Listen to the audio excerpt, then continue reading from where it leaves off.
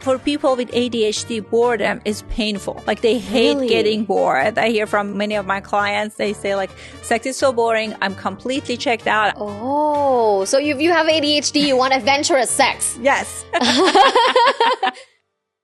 Hello, my loves, and welcome back to Luvbites by Dr. Tara podcast. Today, we're going to talk about like a really important topic that so many of you have reached out to me and asked about. And I'm like, okay, let me get a clinical psychologist on the show to answer all the questions about how ADHD affects your sex and relationship. So today with us is Dr. Nazanin Moali, clinical psychologist, sex and relationship expert, and the host of her podcast, Sexology. Hi. Hi there. I'm very excited to be here. I'm very excited to be here, and I have never been diagnosed for ADHD, but I sometimes feel like I have ADHD. So to get started, like what is ADHD? ADHD is a neurodevelopmental disorder that is actually more common than what people think. It's more diagnosed in men than women, but what it stands for is attention deficit hyperactivity disorder. So it's a cluster of traits that someone might kind of notice that they're struggling with or their partner's struggling with, such as forgetfulness. Sometimes it's hard for people to pay attention to details, following through in instructions and directions. It could show up as impulsivity. So you may be kind of interrupting people. So there's a number of different ways that it can show up in your personal life and in your relationship. Wow. So if you're like, oh, I'm about to text her, but I forget.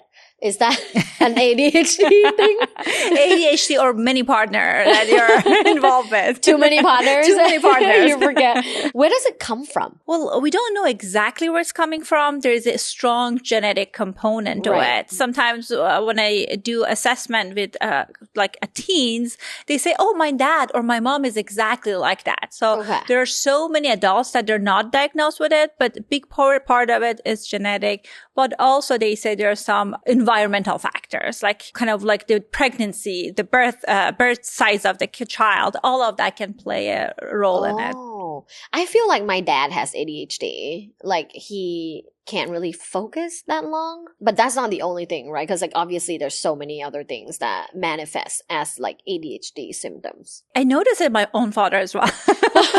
With forgetfulness. But there's so many things that come up kind of can also lead to someone being forgetful. Maybe you have too many things on your schedule or they don't have good systems, because there's something else that play a part in it is if you have learned good organizational skill as a kid. So part of it is knowing how to organize your life. But ADHD is way beyond that, right? It's more about your brain wiring. Sometimes people think about, oh, if my partner really liked me, they would come through with this. But it has nothing to do with liking you or not liking you. People who are struggling with ADHD, their brain wiring is completely different. Wow. What are the top three signs of ADHD? One of the common ones that I see in people who come to me is that they say it's hard for them to prioritize tasks. They think about, oh God, I've served so many things that I have in my schedule, but I don't know where to start. And that leads to people to procrastinate. And people with ADHD at times, they wait until last minute to complete the assignment, to complete the work, whatever it is. So that also can be very frustrating for them and for their partner. The other common one is impulsivity, which is a verbal impulsivity. When you're talking with someone, sometimes you feel like so impatient. Like, I know exactly what you're talking about. Let me pause you and let me tell you what you were about to say, which that can be very hard for relationship, for friendship. And the other thing is that kind of like struggling with coming through with commitment. Like they have the best intention to complete the task that they said they're going to do, but it's hard for them, just like the way their brain wiring is, that unless they have systems in place, it's hard for them to commit. Wow. So how does this, like having ADHD affect their sex life? It can affect their sex life in so many different ways. One is that if you are single, it's hard for people, if you're dating someone, to show that they are your priority. Because there is this part of the kind of traits of ADHD that sometimes, like, if the person is not in front of you, if you're not interacting with them, they're not present in your mind. The other thing that the way that can show up is like this impulsivity in action. Maybe you get just so excited and you just want to dive into having sex without kind of like checking in with someone about their STI status, all of those important things that we need to keep in mind. In partner sex, like with long-term partnership, it can be very challenging because, first of all, many people who come to my practice, they're so frustrated about their partners not doing their part at life, whether it's financial responsibility, not doing chores. So they feel not connected with their partner. Therefore, they don't desire wanting to have sex with them. Right. So that's one way it shows up. The other way is because of their kind of sensitivity to environment. It's really important for them to have a right type of environment. Once I had a partner that they were so distracted by the light outside. And they couldn't focus on what was happening. For me, it was like a non-issue. Distracted by the light outside. Yeah, it was like a blinking light, like next building. I was like, who cares? Yeah. But for them, it was really impacting their kind of attention. So the environment needs to be set up correctly. So whether it's the kind of, you want to make sure that the lighting is good, the temperature is good. And I have also clients that they say that there needs to be a background noise. Unless there is a music, something going on. If it's too quiet, it's distracting? Yeah, too quiet. I can't focus. It's just like I cannot be present. Wow. So they have to have background music. Yeah, background music, something. So the environment needs to be good enough for kind of like sexual engagement. Wow. Would you say let's say if I have sex with someone that has ADHD, that it would be less good than someone that doesn't have ADHD, or it doesn't affect that way?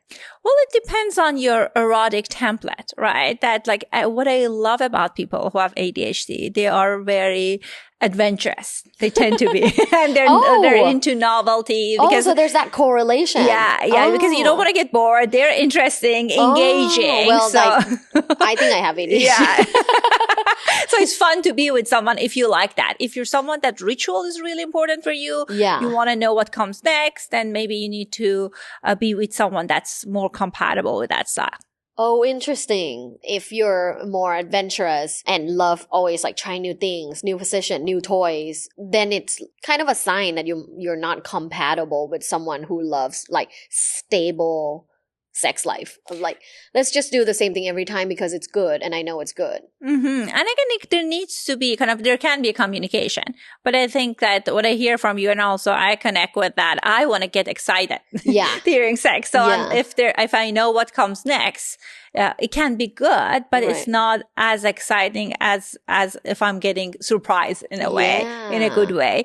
And for people with ADHD, boredom is painful.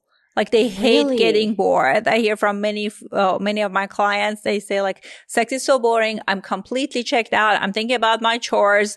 Therefore, I'm not experiencing orgasm. My partner is frustrated. So all of those things can get in the way of someone having great sexual experiences. Oh, so if you have ADHD, you want adventurous sex. Yes. Try new things. Okay. All right. Talking about trying new things. Have you ever tried Magic Mind? Oh no, I'm curious. It's not new for me, but it's new for you. Yes. This is Magic Mind. So for the last few months, I've had quite an overwhelming time. Like I've had 4 jobs and just doing a lot of things. So I needed to feel like the extra energy in the afternoon. I feel like I get burnt out like midday. I drink my coffee in the morning and then by 12, I'm done, right? And I don't want to crash by drinking I don't like drinking tons of coffee. I know some people are like, my mother-in-law drinks like 7 cups a day. I don't know how she does it, but I feel like clean energy was what I was craving. And so I started trying Magic Mind, and I've been using Magic Mind for a while now. And for the last 5 days, it's been so good at helping me focus. I have had 8 people in my house over the holidays. So, it's been really helping me focus, finishing tasks. I don't crash because like coffee, a lot of coffee makes me crash. So do you want to try it? Yes. I love the color. Is it cute? It's cute. The design. Oh. Smells good. It lowers your stress. It gives you the calm energy because it's time released. So in 2025, I really want to focus on my mental wealth, like taking care of myself and my mental wealth so that I have the resilience, through all these tasks. And I'm trying to sleep better, have better diet, have better stress management, and exercise more often, and then taking these things that have like all the vitamins and stuff to help me with maximizing and optimizing my body. Do you drink any or take any supplements? I do. Unfortunately, I take a lot of coffee.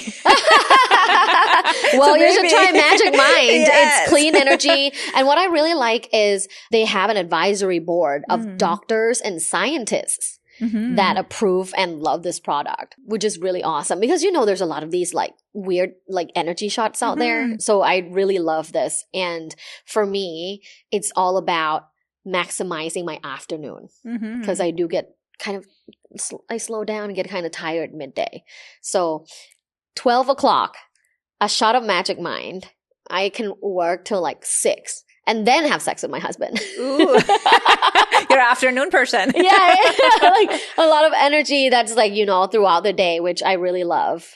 So definitely check it out. Yes. And my loves, we have a link for you in the episode description. You get 45% off your first bundle. That's almost half the price off. Oh, wow. Your first bundle. So definitely check it out. It's magicmind.com/lovebitesjan. But you can also just click the link in the episode description. And back to ADHD. What are the dangers of ADHD when it comes to sex and relationship? Well, it can lead to people feel misunderstood, right? Yeah. This is a challenge that people have from their childhood, and it's really impact their self-confidence. Because when I used to work with children, what you hear from a teacher is that, oh, this kid is brilliant, but they're lazy. They're not applying themselves. So all of this messaging really impacts someone's confidence, right? That can impact them feeling not as empowered in interpersonal relationships. And also the other danger is that your partner might think you're not paying attention to them. They're not interesting enough because of this lack of attention and concentration. And also if you're not addressing the novelty part in the relationship, and you are in a monogamous relationship, you might seek novelty outside the relationship, and that can also cause some challenges. Is there a correlation between like people with ADHD and cheating? What's interesting that research studies showed correlation with higher rate of divorce and separation. We don't know exactly, because when it comes to affairs, there's so many different things that contribute to it. But one is people feel that they're bored, or sometimes they don't like the version of themselves in the relationship, right? When we have ADHD, sometimes our partner can turn to our parent. Like they say, oh, have you done this? Have you done that?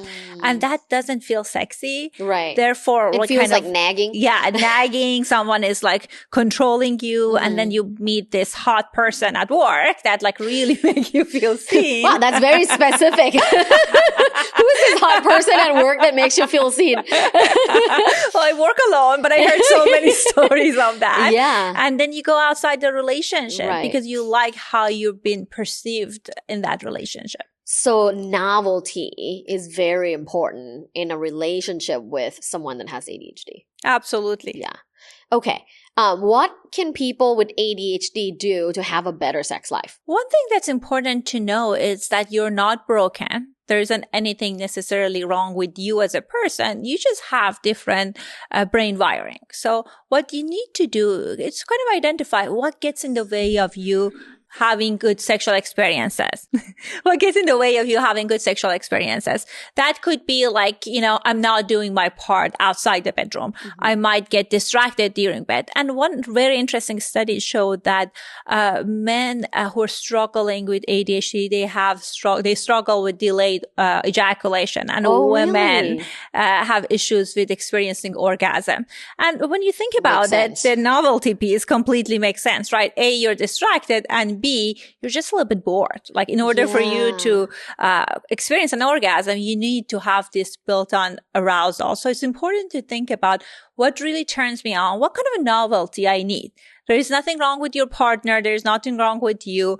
It's important to identifying what do I need to add in order for me to have that exciting experiences that I want. Yeah. So men with ADHD have higher tendency to have delayed ejaculation, and that's basically like you can't come.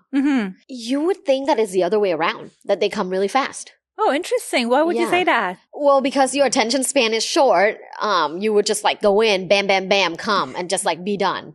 Like you might train yourself to get that way, but I guess not. I guess it's like you try really hard and try to focus, but you can't. Then you can't come, because in order to orgasm, you have to be able to focus. You have to be able to focus, but also you have the right type of stimulation environment. Because many people can build arousal, but something that helps you to get over that edge is about having that extra excitement that sometimes people are not able to experience it. What about in dating? Like, what are some of the effects of ADHD in dating? Like for people that are single and dating?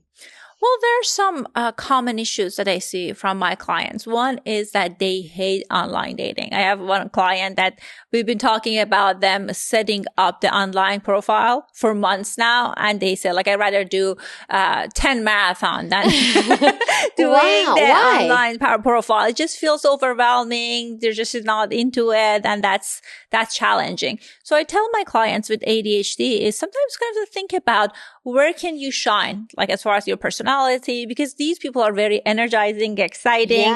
So meeting people in person, maybe attending to expos, doing online, kind of like speed dating outside, restaurant clubs. Those are the places that can help you to be able to meet the people that you might be interested, but kind of like eliminate that kind of like tedious part of setting up the profile and going back and forth. That's one thing. Sometimes I tell people, like, make sure that you're scheduling the time to meet the person as soon as possible, because sometimes it takes them a lot of back and forth. They might kind of forget responding. Things might get in the way. So that's also another thing that's important for people to keep in mind. Should people just go put it on their profile, I have ADHD? It might take some time to respond. That would be a cute declare. idea. What about people in long-term relationships, in terms of like relationship maintenance? Does it come off any different? Like, what would they experience? One of the common pattern that I see in couples is that they say like, oh, it's my partner's fault because they have ADHD. And I completely disagree with that, right? There's a dance happening. There is this kind of response that happens in response to someone's ADHD that caused that issue. So what I invite people to do is look at the pattern. What my partner does that creates that reaction in me, and how is that reaction? Does it help my relationship or hurt my relationship?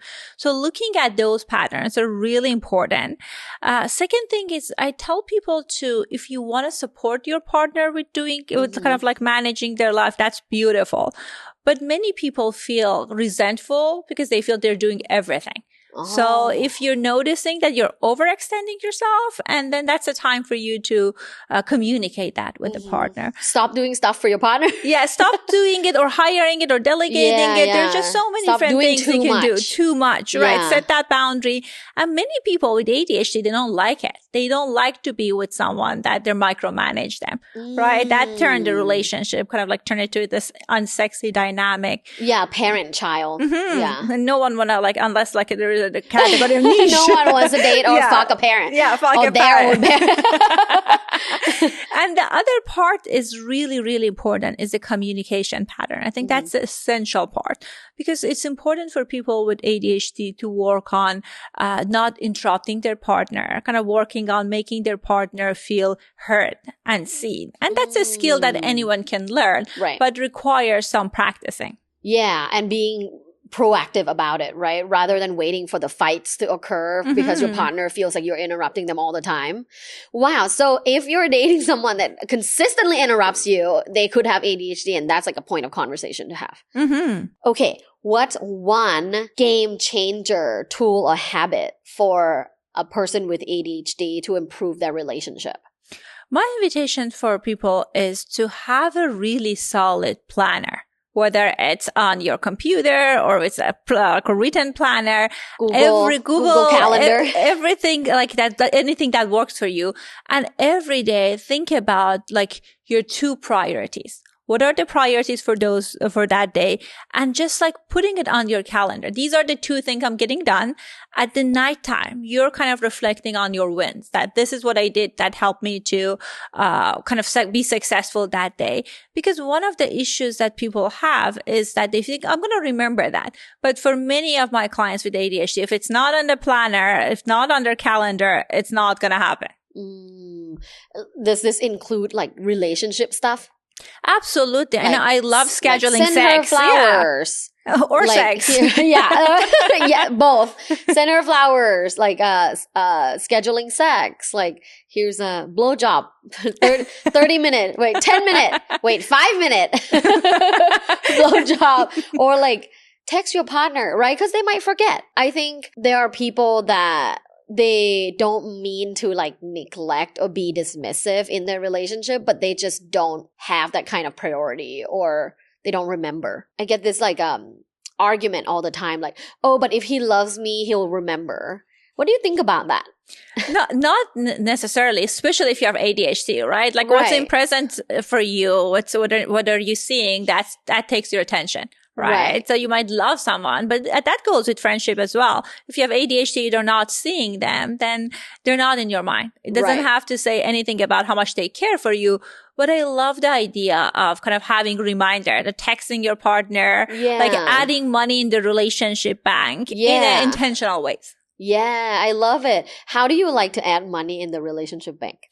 Well, what do I like to do? Is like for me, is my love language is like doing exciting things together. And my partner likes it as well. So we kind of identify, we have this bucket list of things that we do. And we do one thing per quarter. That's really excite us. It could be sexually, it could be kind of non-sexual. Yeah. And that's really helps us to keep things exciting. Wow. So it's like in the calendar, once a quarter. Wow, that's so cool. And you just went to Egypt. Yeah. So is that one of the exciting things? Sometimes it's trips, yeah. Sometimes are kind of like couple related. And I think like it's really, really helpful. Cooking class? Or like go to a sex dungeon? Could be all of that, right? You got to talk to your partner and see what they're into. And some season of life, you're right, it could be more kind of like relationship building. Some season of life could be more sexual spark adding. So it depends on what are you guys craving. And I think that goes also with ADHD people, right? Sometimes people say like, oh, they want lots of novelty or they want to be spontaneous, and I cannot be spontaneous. But if you are kind of having a space for that's like, okay, like Friday, like second Friday of the month is our adventure. It's time. Planned spontaneous. Planned spontaneous. Like you're planning a day and it's planned. Yeah. But it's spontaneous. Like whatever happens that day. Yeah. You don't know what's in the, what are you, which one of the options in the menu you're going to get. Yeah. And that can create safety, but also excitement. You might get oral, you might get finger, you might get anal. It just depends. You might get a good toy. Yeah. Wow. If your partner has ADHD, how can you best support your partner?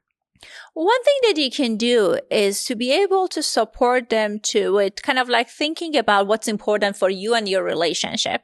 It's important for you not to internalize it. Oh, my partner doesn't like me. So get educated on ADHD and how does it show up? How can you show up with your partner is like having this check-in times in your day. Like I have many couples, they go after an afternoon 10 minutes walk. And that's the time that we're doing kind of like partner to partner connection. Because living with ADHD, whether one partner has it or all partner has it, can be very tasking. Yeah. And you have lots of to do, so that can disconnect you. But you guys can have this intentional spaces that you guys can do things together. And that can also add more kind of connection in the bank. Put that on the calendar too. Yeah. The 10-minute walk. And it's not part of your daily routine. So when something is part of your routine, that can help you to kind of be more present. But will the ADHD person be bored of the routine? Well, you go for a walk and you can talk about whatever you want to talk about. Like as long as it's you and your partner. Yeah. And they might get distracted. You're right. It's not personal. And you can say that, oh, honey, I noticed that when I say that, it seems like you were looking at the flowers. Yeah. Can you come back to me? And there's nothing wrong with that. Are there ways that are non-pharmaceutical to help people with ADHD? Yeah, there are. Like actually medication can be great. Okay. I believe in medication, but also it helps you to focus, but you're not prioritizing, right? Someone needs to teach you the system. So there are ADHD coaches that help you with creating a system that, okay, this is a system that you need. And system could be, how are you going to even organize your desk? Right? Where are you going to put everything that you need to place? Or the system with kind of ADHD could be, how can we help you unlearn all of those negative messaging that you got when you were younger? That you're defective, you're not good enough, all of that. So it could be through therapy to kind of unlearn all of that. And also in couples therapy, someone can help you to stay accountable, but also learn those communication skills. So there's so many different options out there, but it's important for people to identify, what am I going to focus on this year or this month, and kind of finding resources for that particular issue. Wow. What if someone that has ADHD feels, I guess they feel, like, what if they feel broken? What would be the first step to even overcoming that? I think getting education about brain kind of like functioning and ADHD can be very helpful, because we can do brain imaging. It says like someone's brain has ADHD, and there's so many successful people with ADHD. So many. Yeah. And I think it's just a matter of like our educational system lends itself to neurotypical people. Right. There is nothing wrong with you. Because it's memorization. Yeah. Memorization. You have to be able to sit still and look at the board. It's very boring. Yeah, like, it's boring. Traditional educational system is very boring. And you have to be able to listen and follow instructions. Right. And that doesn't translate to be successful in the real world, especially this time and age. But I think it's important to know that you were in the system that wasn't a good match. And then kind of like working on catching those thoughts. What are some of the stories I'm telling myself about myself when I'm in these situations? Does the story of I'm defective? Does the story of I'm lazy showing up? Where did I learn that? And how does it help me in this moment? Right? That many of these stories is like advertisement in a freeway, right? They come and go. Like they can be irritating if you practice, but you can let it go. But if you get hooked on that and kind of focusing on that, that can cause people to feel kind of like internalize those messages. What do you think is like a superpower of someone with ADHD? Oh, I love so many things about people with ADHD. Like, is that yourself? Maybe. Well, like, yeah, what do you think is their superpower? I think their superpower is their creativity, right? Like they can turn boring situations so interesting and so engaging. And I think that's really good, because like many people in this day and age, especially around sex life, they're bored. But if you're with someone that they have creative mindset, that can help you to feel alive. So, well, I guess my last question would be like, does ADHD make the sex life more fun and adventurous, or just like unpredictable? it depends on how you framing it, right? I think it's all about creating a good container. If you are with a partner that they're not, they don't have ADHD or they don't like as much adventure in sex life, it's important to think about, okay, what is our beginning, middle, and end? Maybe at the beginning, we do some of our routine stuff. In middle of the sex, we have some kind of exciting, playful, novel thing. And then we're adding some of those things that we know it's helpful at the end. So it's a matter of like defining that container and creating the kind of like the right amount of adventure that works for everyone. Okay. Last year, we did the event together and you talk about like spicing up a relationship and kind of adventurous things you can do in your sex life. Can you share some of these things so that people with ADHD listening can be like, well, give me some examples of what I can do?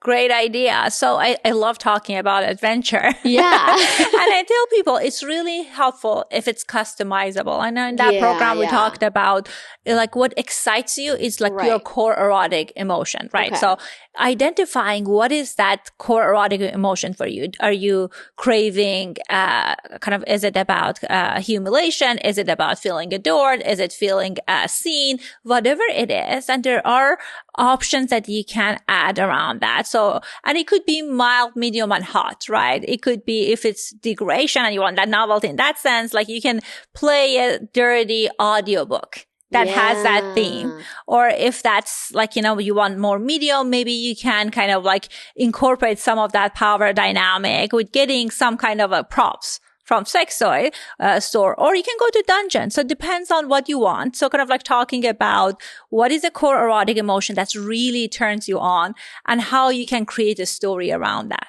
What are some core erotic emotions? So there are, I think, 5 categories. There's one is around feeling adored. Okay. There's like a power struggle part of it.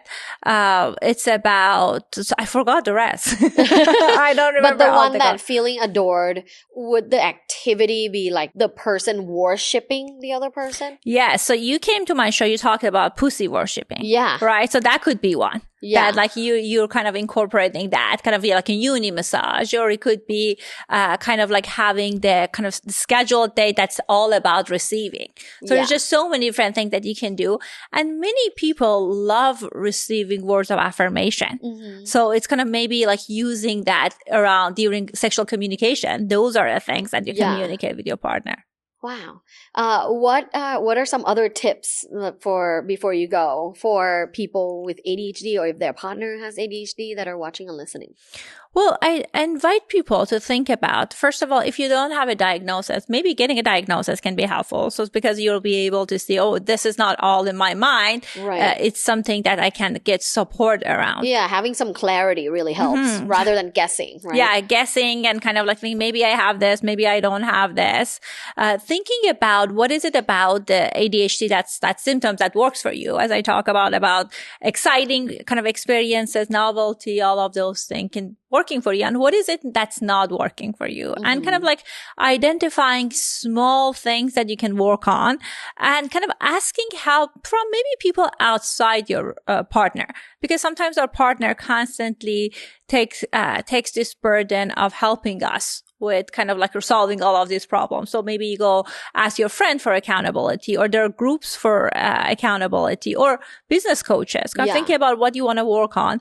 The other thing is train yourself on emotional regulation. One of the best, easiest thing you can do is practice mindfulness. Yeah. I know if you have ADHD, it's hard to see it, but maybe you go on mindful walks, right? Like things that can help you to practice to calm your nervous system. It can be very helpful. Okay. Well, I guess that's related to my last question. My last question is for women that have ADHD that say they can't orgasm, like they can't focus, they can't come. What would be your tip? Well, don't be shy around asking for what you need.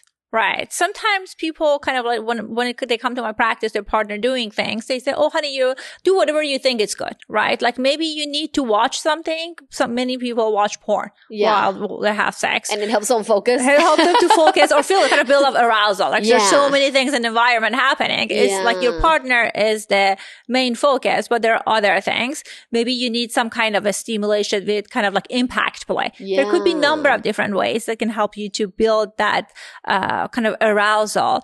And also, I think the other part of it, it's helpful to think about like helping yourself with training your attention. You can do mindful masturbation. I know you do have an audio on that, right? Like doing a mindful masturbation helps you to really focus on your body and the sensation that shows up. And that's also a practice that it can be very helpful.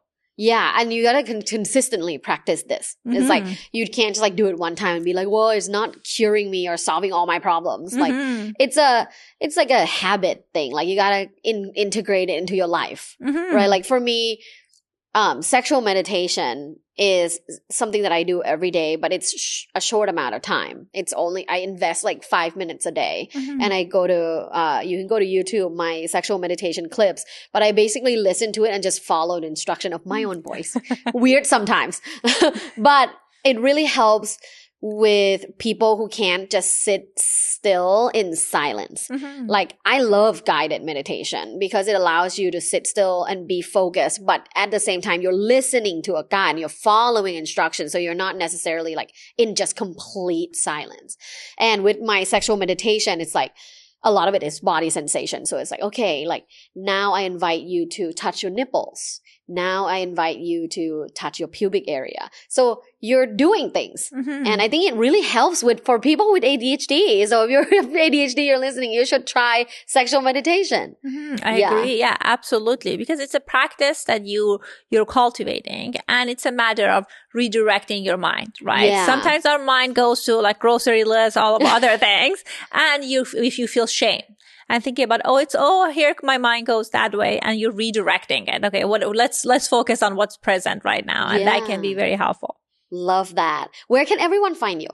Well, they can find me at my website at sexologypodcast.com, and they can find my Instagram at sexologypodcast. Love that. Thank you so much for hanging out with us. Thank you for inviting me. I love your show. Thank you, and teaching us all about ADHD. And don't forget to check out Magic Mind. You get 45% off the bundle for using the link in the episode description, or you can go to magicmind.com/lovebitesjan. That's magicmind.com/LUVBITESJAN.